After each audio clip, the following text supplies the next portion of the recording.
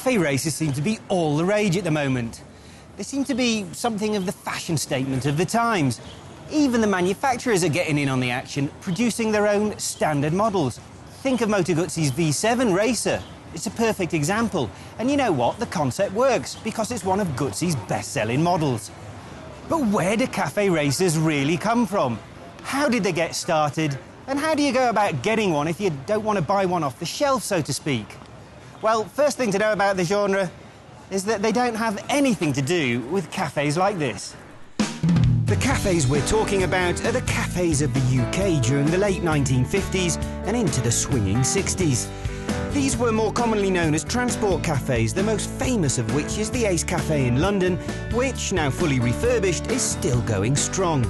These cafes are the equivalent of America's diners or South Africa's roadhouses, where people gathered to show off their mettle and run the occasional illegal street race.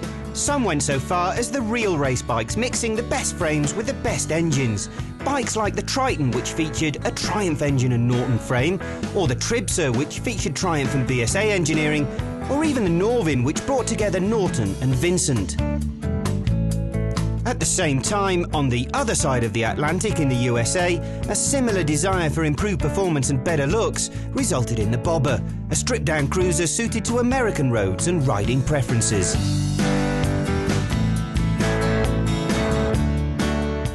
So now we know how the craze got started. It turns out that basically cafe races are just your earliest versions of race replicas.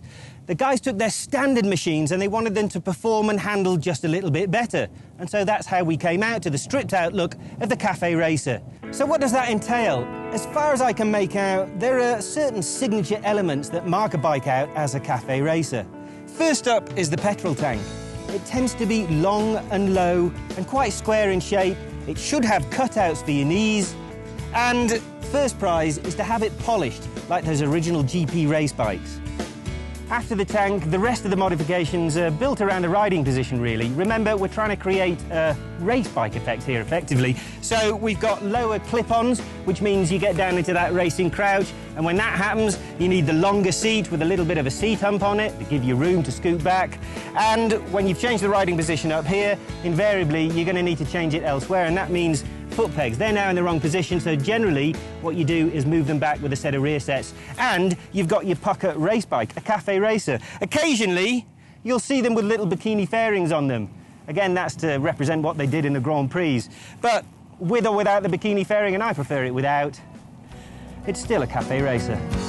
This bike started life as a reclaimed Honda CB750, and though it might look vastly different to the bike it once was, it's essentially exactly the same thing with a smarter new set of clothes. I'm sure we can all agree that a well-sorted cafe racer makes for a particularly stunning-looking bike.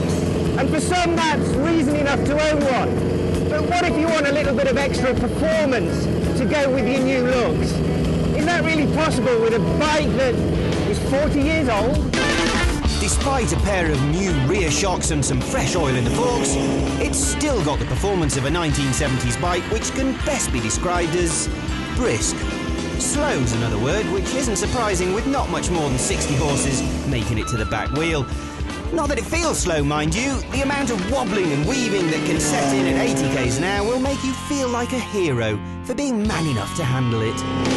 But performance isn't the point of cafe races, at least not these days. Now it's all about nostalgia, beautiful bikes and gentle rides to social gatherings of other like-minded individuals, of which there are more and more joining the Cafe Racer Society.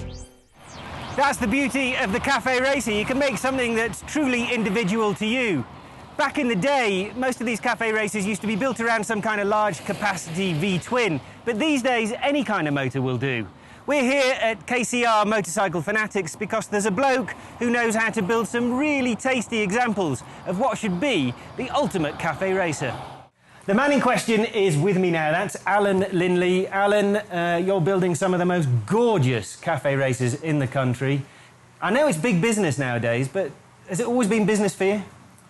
Matt, it's more a passion for me than it is a business. You know, I've always had a passion for the classic bikes or the older bikes.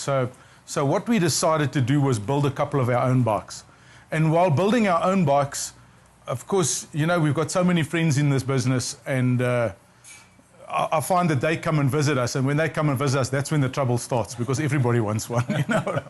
In a way, it's affordable, isn't it? You can get a small amount of money on a donor bike and then spend loads making it a cafe racer, or you can spend 150 grand on a Fireblade. You know, Matt, there's the extremes in everything, but I think what's important is getting the look right. And the look of the bike, if the look of the bike's right, you can spend 50 grand on a very nice looking old school bike, or you can spend 150 grand on something over the top, which some people don't classify as a cafe racer because of the billet bits and pieces, but it's a cafe racer with a modern look. Well, we get this whole argument then, Alan. Cafe racer, to me, it's just a style, it's a guideline, but it sounds like there are some fusty, crusty old farts who say, oh, it is or oh, it isn't. I mean, what are the hard and fast rules? You know what? There's no rules. Cafe racers are built the way you want them.